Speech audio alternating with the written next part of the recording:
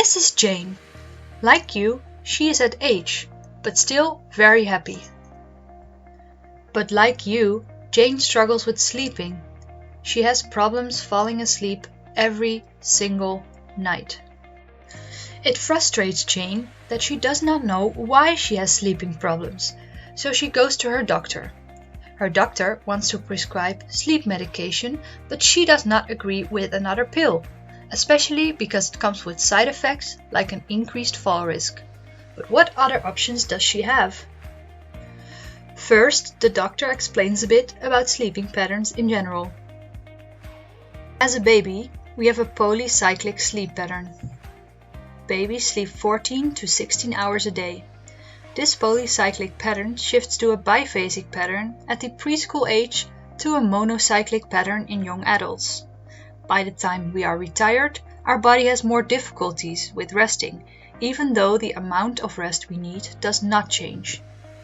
Elderly often have a monocyclic pattern or a bicyclic pattern in which they sleep a few hours during the night and an extra hour in the afternoon. The doctor continues. Roughly, there are 3 forms of sleeping problems, collectively mentioned as insomnia.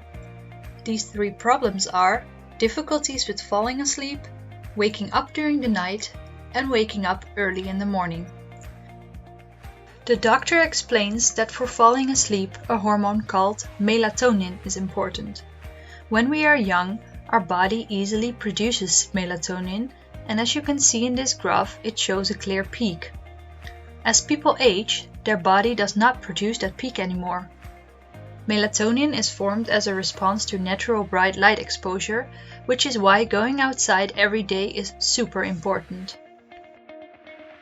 Since recently, there is an assessment tool used by the general practitioners and their assistants to see how they can stimulate and motivate patients as Jane in going outside. GP assistant asks questions about Jane's hobbies and interests, but also about her wishes, desires, and goals.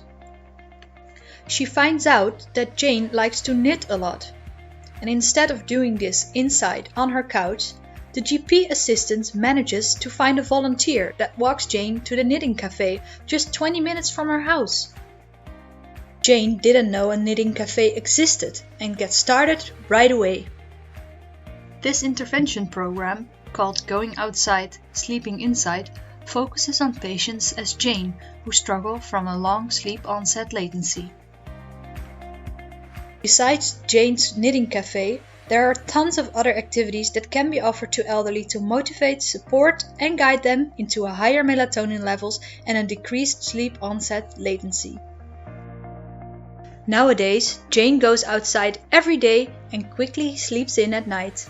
Look how happy she is now!